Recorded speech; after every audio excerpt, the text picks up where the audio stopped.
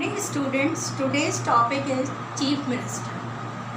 Chief Minister, the head of the State Council of Minister is the Chief Minister. State Council of Minister का जो head होता है उसे हम Chief Minister कहते हैं. He is the actual head of the state legislature. जो constitutional head है वो तो गवर्नर होते हैं, लेकिन actual head जो होते हैं वो स्टेट लेजिस्लेचर के चीफ मिनिस्टर होते हैं. His position is the same as that of the prime minister in the centre. Chief minister की पोजीशन सेम वैसी ही होती है जैसी सेंटर में प्राइम मिनिस्टर की पोजीशन होती है. अब बच्चों हम ये पढ़ेंगे कि इन चीफ मिनिस्टर का अपॉइंटमेंट कैसे होता है. अकॉर्डिंग टू सेक्शन 164, ये सेक्शन आपको बहुत ध्यान से लर्न करने हैं. According to section 164, just this has been mentioned that the governor will appoint the chief minister. हमारे कॉन्स्टिट्यूशन के सेक्शन 164 में ये मेंशन किया गया है कि गवर्नर जो होगा वो चीफ मिनिस्टर को अपॉइंट करेगा. ठीक है, लेकिन एक्चुअल में हम देखें तो गवर्नर जो होता है वो अपनी मर्जी से चीफ मिनिस्टर को अपॉइंट नहीं करता है. आपकी बुक में भी ये लिखा हुआ है कि जो मेजॉरिटी पार्टी का लीडर होता है एक्चुअली वो ही चीफ मिनिस्टर साइन किया जाता है या चीफ मिनिस्टर बनाया जाता है. अब हम पढ़ेंगे चीफ मिनिस्टर जब अपॉइंट हो जाता है उसके बाद उसकी पावर एंड फंक्शन क्या क्या होते हैं. आपके बोर्ड में अगर पावर्स ऑफ प्राइम मिनिस्टर आए तब भी आपको यही 6 पॉइंट लिखने हैं, और अगर functions of the chief minister आए तब भी आपको यही 6 पॉइंट लिखने हैं. फर्स्ट पॉइंट आपके दे रखा है formation of the cabinet. Chief minister की सबसे पहली और इम्पॉर्टेंट पावर क्या होती है बच्चों कि वो formation of the cabinet. Cabinet हम पहले पढ़ चुके हैं. कैबिनेट का मतलब होता है काउंसिल ऑफ मिनिस्टर्स में से जो इम्पॉर्टेंट मिनिस्टर होते हैं उन्हें हम क्या कहते हैं, कैबिनेट मिनिस्टर्स कहते हैं.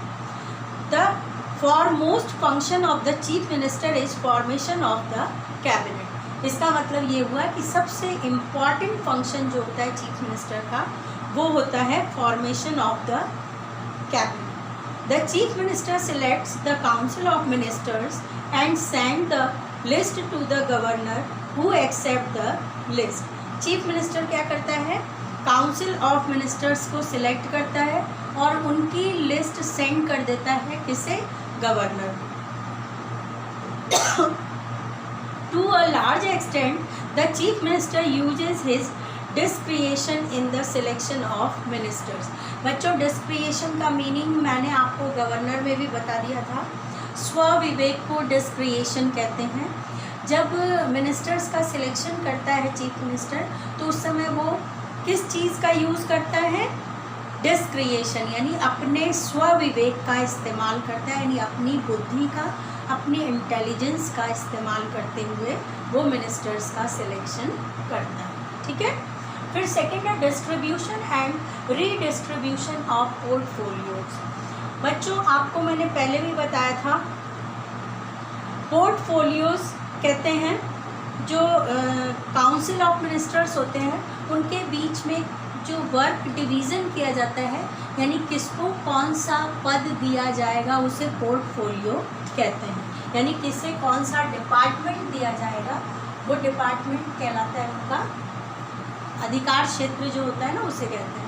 तो चीफ मिनिस्टर जो होता है सबसे पहले तो council of ministers, cabinet ministers की लिस्ट तैयार करता है और सेंड करता है गवर्नर के पास, और गवर्नमेंट फिर उन्हें ही उस पोस्ट के लिए असाइन कर देते हैं. उसके बाद नेक्स्ट स्टेप इनका होता है distribution of portfolio and redistribution of portfolio. क्या होता है, एक बार कोई पोर्टफोलियो किसी मिनिस्टर को दे दिया गया है या डिपार्टमेंट, लेकिन बाद में ऐसा लगा कि नहीं ये डिपार्टमेंट इस मिनिस्टर के पास नहीं होना चाहिए, इसके पास कोई दूसरा डिपार्टमेंट होना चाहिए, तो चीफ मिनिस्टर अपने डिस्क्रिएशन से दोबारा से डिस्ट्रीब्यूट की हुई पोस्ट को रीडिस्ट्रीब्यूट भी कर सकता है, यानी दोबारा से दूसरी पोस्ट भी उसे दे सकता है, यानी एक से हटाकर दूसरी पोस्ट पे उसे अपॉइंट कर सकता है।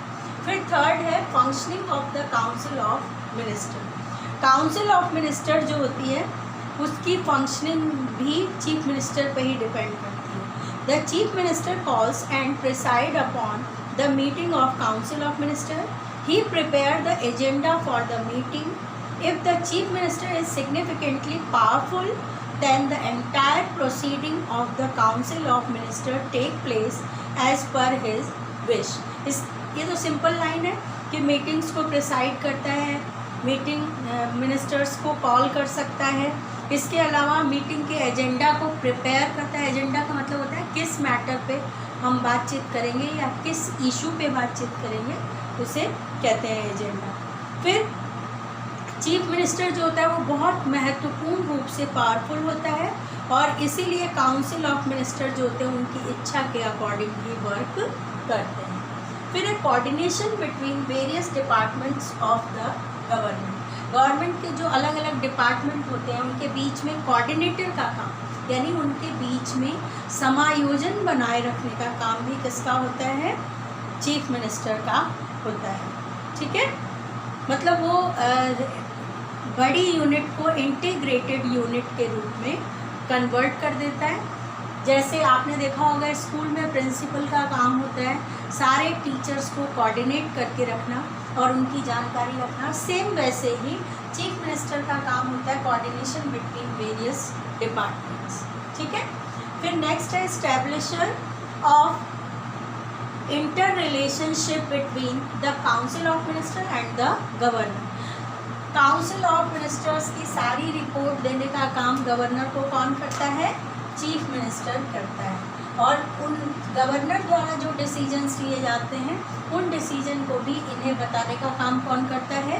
चीफ मिनिस्टर करता है। यानी इनमें आपस में इंटर रिलेशनशिप, आपसी या परस्पर रिश्ते या माध्यम बनाए रखने का काम भी गवर्नर का ही होता है। और लास्ट पॉइंट है leader of the legislative assembly. Chief minister जो होता है वो लेजिस्लेटिव असेंबली का लीडर माना गया है। ये हमारा चीफ मिनिस्टर का पोर्शन था जो कंप्लीट हो गया है। आप घर पर एक बार वीडियो देखने के बाद खुद से बुक में रीडिंग लगाएंगे, हर लाइन को बड़े ध्यान से पढ़ेंगे और आपको इनमें कोई कटिंग या शॉर्ट लिस्ट नहीं करना है। 6 मार्क्स के क्वेश्चन में अगर पावर एंड फंक्शन आते हैं तो ये 6 पॉइंट एज इट इज़ आपको लिखने हैं। पॉइंट्स में कोई मिस्टेक आपको नहीं करनी है। फिर अगर चीफ मिनिस्टर के बारे में पूरा नोट लिखने आए तो आपको चीफ मिनिस्टर के लिए ये इम्पॉर्टेंट लाइनें लिखनी है कि ये स्टेट काउंसिल ऑफ मिनिस्टर का हेड होता है। फिर ये actual head of the state legislature होता है। फिर इसकी पोजीशन जो होती है चीफ मिनिस्टर की वो same as the centre head, it means कि प्राइम मिनिस्टर की तरह होती है। और फिर इसका अपॉइंटमेंट कैसे होता है इसमें आपको सेक्शन मेंशन करना कंपल्सरी है, लेकिन गलत सेक्शन आपको मेंशन नहीं करना है। अगर आपको सेक्शन याद नहीं है तो आप सेक्शन नहीं लिखेंगे, लेकिन जहाँ तक हो सके पॉसिबल आप सेक्शन लर्न करें। सेक्शन 164 में लिखा गया है कि गवर्नर जो होता है वो चीफ मिनिस्टर को अपॉइंट करता है, लेकिन एक्चुअल कंडीशन ये है कि मेजॉरिटी पार्टी का जो लीडर होता है वो ही as a chief minister work करता है। ठीक है, ये हमारा टॉपिक कंप्लीट हो गया है। अब हम नेक्स्ट टॉपिक पढ़ेंगे high court.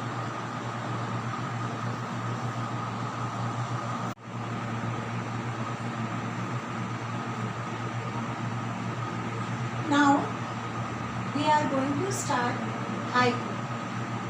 According to section 214, every state has its High Court. हमारे कॉन्स्टिट्यूशन के सेक्शन 214 में लिखा हुआ है कि हर स्टेट के पास अपना एक हाई कोर्ट होगा। There can be a single high court for 2 or more than 2 states. लेकिन कहीं कहीं पे ऐसा भी हो सकता है कि एक सिंगल हाई कोर्ट जो होगा वो 2 स्टेट के लिए या उससे ज़्यादा स्टेट के लिए भी वर्क कर सकता है। यानी हर स्टेट के लिए हाई कोर्ट होगा, लेकिन ये कोई ज़रूरी नहीं कि स्टेट वाइज ही होगा। जैसे 29 स्टेट है तो 29 हाई कोर्ट होंगे, ऐसा नहीं है। जैसे 2 स्टेट का एक हाई कोर्ट हो सकता है, 3 का हो सकता है, 4 का भी हो सकता है, ऐसा हमारे कॉन्स्टिट्यूशन में गिवन है। In the beginning high courts were established in Calcutta, Bombay and Madras. बच्चों कुछ कुछ बुक में ये पुराने नाम दिए हुए हैं। जिस समय हाई कोर्ट एस्टैब्लिश हुआ था 1862 में, उस समय कैलकटा कहा जाता था, इसे कलकत्ता हिंदी में और इंग्लिश में कैलकटा, प्रेजेंट टाइम में इसे कोलकाता कहते हैं। तो हो सकता है किसी न्यू बुक में कोलकाता लिखा हुआ हो, लेकिन ये एंशियंट टाइम के नाम है 1862 के। उस समय इनके नाम कैलकटा, बॉम्बे एंड मद्रास था। प्रेजेंट में इनके नाम कोलकाता, मुंबई एंड चेन्नई, लेकिन ये उस समय के नाम है। तो आप ब्रैकेट में कैलकटा के कोलकाता, बॉम्बे के ब्रैकेट में मुंबई और मद्रास के ब्रैकेट में आप चेन्नई मेंशन कर सकते हैं, लेकिन आपको ये नाम तो एंशियंट ही लिखने हैं। और कौन से ईयर में हुआ था बच्चों? 1862 के अंदर हुआ था। ठीक है। फिर है Allahabad high court was established in 1866। Allahabad में हाई कोर्ट जो था वो कब बनाया गया था? 1866 में बनाया गया। At present there are 24 high court in India। बच्चों ये 24 दिया हुआ है, लेकिन इसे मैं एक बार और कंफर्म करके आपको दोबारा से बता दूंगी। अभी आप अपनी बुक के अकॉर्डिंग इसे 24 पढ़ें, लेकिन दोबारा मैं चेक करके इसे आपको दोबारा बताऊंगी कि ये 24 ही है या नंबर चेंज हो गया। ठीक है। ये हमारा हाई कोर्ट के बारे में एक ब्रीफ इंट्रोडक्शन था कि हाई कोर्ट जो है वो सेक्शन कॉन्स्टिट्यूशन के 214 सेक्शन में मेंशन किया गया है कि हर स्टेट के पास अपना एक हाई कोर्ट होगा। 2 या 2 से अधिक स्टेट्स का एक हाई कोर्ट भी हो सकता है। और बिगनिंग में अगर हम देखें तो 1862 में सबसे पहले हाई कोर्ट स्टैब्लिश किए गए थे कैलकटा, बॉम्बे एंड मद्रास के अंदर। इलाहाबाद हाई कोर्ट इस्टेब्लिश किया गया था 1866 के अंदर। और प्रेजेंट में हाई कोर्ट जो है वो 24 है, लेकिन ये नंबर हो सकता है चेंज हो गया हो, तो मैं आपको कंफर्म करके नेक्स्ट लेक्चर में बता दूँगी। फिर अब नेक्स्ट हम पढ़ेंगे अपॉइंटमेंट ऑफ द जजेस। हाई कोर्ट के जजेस का अपॉइंटमेंट कैसे होता है? सेक्शन 217 के पार्ट 1 में ये लिखा हुआ है कि the president appoints the chief justice and other जजेस of the high court. President जो होंगे वो अपॉइंट करेंगे चीफ जस्टिस को और अदर जजेस को हाई कोर्ट के चीफ जस्टिस को यानी हेड को, और उनके साथ जो अदर जजेस होते हैं उन्हें भी कौन अपॉइंट करेगा? प्रेसिडेंट अपॉइंट करेगा। ठीक है। फिर उसके बाद बच्चों हम देखते हैं कि the president appoints the chief justice after taking advice from the chief justice of the supreme court and the governor. देखो बच्चों, सबसे पहले गवर्नर क्या करेगा? प्रेसिडेंट चीफ जस्टिस को अपॉइंट करेगा। उसके बाद अदर जजेस को जब अपॉइंट किया जाएगा तो उसमें प्रेसिडेंट क्या करेंगे?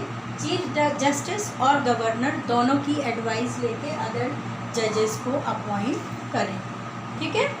फिर इस तरीके से हम देखते हैं कि इनका अपॉइंटमेंट होता है। अब क्वालिफ़िकेशन अगर हम देखें इनकी जजेस की, तो हम ये कह सकते हैं कि अकॉर्डिंग टू सेक्शन 217(1) में तो चीफ जस्टिस की बात की गई है, मतलब अपॉइंटमेंट की बात की गई है, और 217 के पार्ट 2 में इनके क्वालिफ़िकेशन की बात की गई है। तो उसमें ये बताया गया है कि he should be citizen of India. ये मैंने आपको पहले ही कह दिया है कि ये तो आपको आइज़ क्लोज करके ये वाली लाइन तो आपको हर की क्वालिफ़िकेशन में लिखनी है, चाहे वो चीफ मिनिस्टर की हो, प्राइम मिनिस्टर की हो, सुप्रीम कोर्ट की हो, हाई कोर्ट की हो, सब में आपको ये फर्स्ट लाइन तो लिखनी है। फिर सेकंड है he should have been on a judicial post in India for a minimum period of 10 year. जो हाई कोर्ट के जज बनते हैं उन्हें कम से कम 10 साल का जुडिशियल पोस्ट का पहले से क्या होना चाहिए?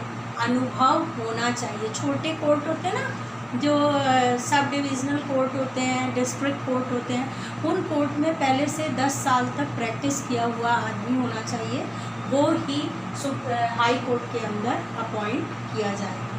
फिर थर्ड और लास्ट पॉइंट है, he should have been an advocate for a minimum of 10 year in a high court और एनी टू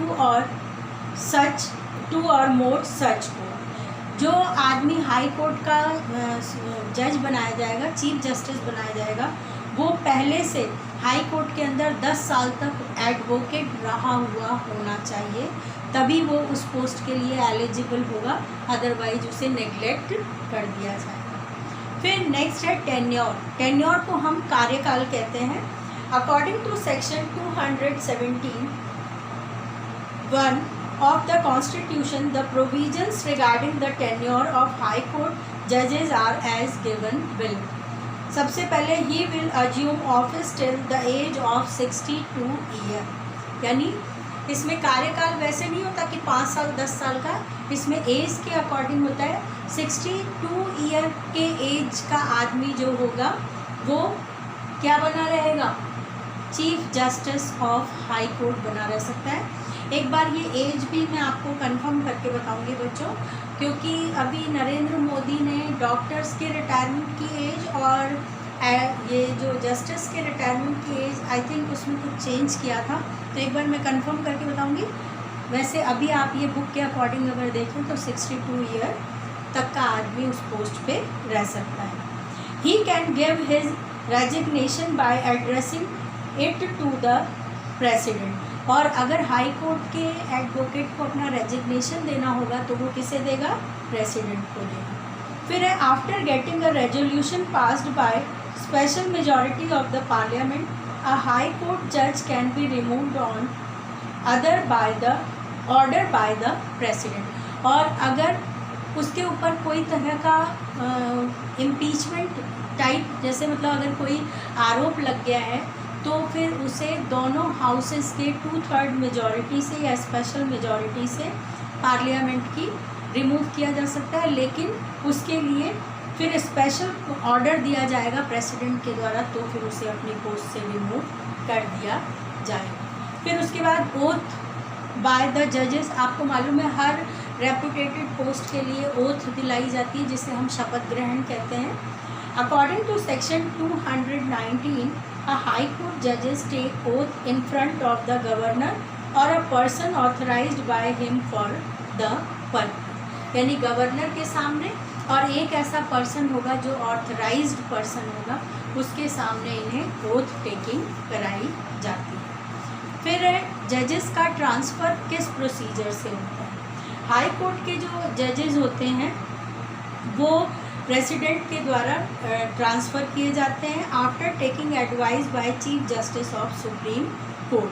ये हमारे कॉन्स्टिट्यूशन के सेक्शन 222 में लिखा गया है, 222 के अंदर बच्चों ये लिखा गया है कि अगर किसी हाई कोर्ट के जज का ट्रांसफ़र करना है तो according to section 222 supreme court के चीफ जस्टिस, जिसे हम सीजे कहते हैं, सीजे के साथ सलाह करके प्रेसिडेंट जो होता है वो एक स्टेट के चीफ जस्टिस का ट्रांसफ़र दूसरे स्टेट में कर सकता है। जैसे कि अभी न्यूज़पेपर्स में रेगुलर आता रहता है कि इस आदमी को नया चीफ जस्टिस बनाया गया, इस राज्य का इस आदमी को गवर्नर बनाया गया, तो ये रेगुलर आप न्यूज़पेपर पढ़ते रहें, आपको ये न्यूज़ वगैरह की नॉलेज, करंट अफेयर्स की नॉलेज ज़रूर होनी चाहिए। ये जितना भी हम पॉलिटिकल का पार्ट पढ़ रहे हैं सब करंट से रिलेटेड होता है। फिर है सैलरी ऑफ द जज। According to section 221 the parliament fix the salary of every जज ऑफ हाई कोर्ट। ये तो इजी बात है कि पार्लियामेंट जो होती है वो हाई कोर्ट के जजेस की सैलरी को क्या करती है, सैलरी से रिलेटेड लॉ बनाती है। और प्रेजेंट में अगर हम देखें तो 90,000 यानी 90,000 INR का मतलब होता है इंडियन नेशनल रुपीज़, ये जजेस की हाई कोर्ट के चीफ जस्टिस की सैलरी है। और जो अदर जजेज होते हैं जो चीफ जस्टिस के अंडर में वर्क करते हैं, उनकी 80,000 है, 80,000 रुपये, और बाकी उनके अलाउंसेस मिलते हैं, फैसिलिटीज़ मिलती हैं। उन्हें हम कैश में कैलकुलेट नहीं करते, और उन्हें हम कैश में कैलकुलेट करेंगे तो लगभग 2-3 लाख रुपए, 2-3 लाख भी नहीं, बहुत ज़्यादा, कई लाख रुपए इनकी सैलरी बन जाती है। ठीक है। फिर हाई कोर्ट को कुछ लिबर्टी दी गई है बच्चों, जिसे हम इंडिपेंडेंस कहते हैं, स्वतंत्र रखा गया। आपको मालूम है इंडिया की जो सबसे बड़ी क्वालिटी मानी गई है वो यही कि यहाँ पर एक तो डेमोक्रेसी को ऑप्ट किया गया है, दूसरा यहाँ पर रिप्रेजेंटेटिव गवर्नमेंट बनाई जाती है, पार्लियामेंट्री फॉर्म है, प्रेसिडेंशियल फॉर्म नहीं है यहाँ पे मतलब इनडायरेक्ट डेमोक्रेसी को अपनाया गया है। और उसके बाद हम देखते हैं बच्चों कि यहाँ पर जुडिशियरी जो है, जिसे हम हाई कोर्ट, सुप्रीम कोर्ट और डिस्ट्रिक्ट कोर्ट और जितने भी ये न्यायालय वगैरह होते हैं उसे जुडिशियरी कहते हैं। तो जुडिशियरी को यहाँ पर इंडिपेंडेंट रखा गया है, यानी सरकार का उसके ऊपर कोई दबाव नहीं होगा, बल्कि गवर्नमेंट के गलत कामों के लिए कोई भी डिसीजन हम कहाँ लेते हैं, सुप्रीम कोर्ट में लेते हैं। तो वही अब हम पढ़ेंगे कि कौन कौन सी आज़ादी दी गई है हाई कोर्ट। सबसे पहला है special procedure for appointment. Appointment अभी आपको मैंने पढ़ाया था कि कैसे अपॉइंट किया जाता है। बहुत ही समझदार, बहुत ही इंटेलेक्चुअल, बहुत ही शार्प लोगों की एडवाइस से। और बहुत शार्प कौन है? जो प्रेसिडेंट की पोस्ट पे इंडिया में पहुंचेगा तो वो हमारे इंडिया की सुप्रीम पोस्ट मानी गई है, तो उस पोस्ट पे जो होगा वो बहुत बुद्धिमान होगा। तो एक तो प्रेसिडेंट अपॉइंट करता है, और प्रेसिडेंट एडवाइस किससे लेता है? हाई कोर्ट के अगर जज को अपॉइंट करना है तो सुप्रीम कोर्ट के जज, चीफ जस्टिस से एडवाइस लेता है, और अगर सुप्रीम कोर्ट के जज को अपॉइंट करना है तो वो अपनी डिस्क्रिशनरी पावर का भी इस्तेमाल कर सकते हैं। फिर सेकंड है फिक्स्ड टेन्योर, एज के अकॉर्डिंग ये रिटायर होते हैं, उससे पहले इन्हें रिटायर नहीं किया जा सकता।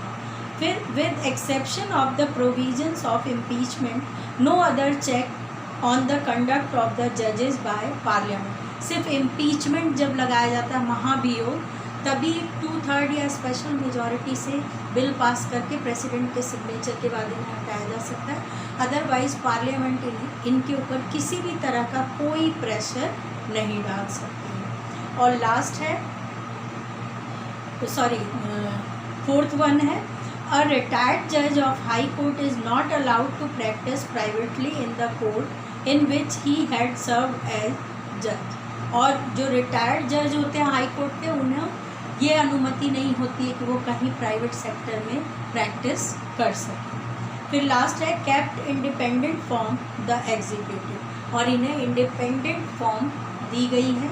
ये 5 इनकी इंडिपेंडेंस है, जिसके कारण हाई कोर्ट के जो जजेस होते हैं वो बहुत स्पेशल माने गए हैं। जुडिक्शन and power of the high court ये हम कल डिस्कस करेंगे। That's all for today. Thank you.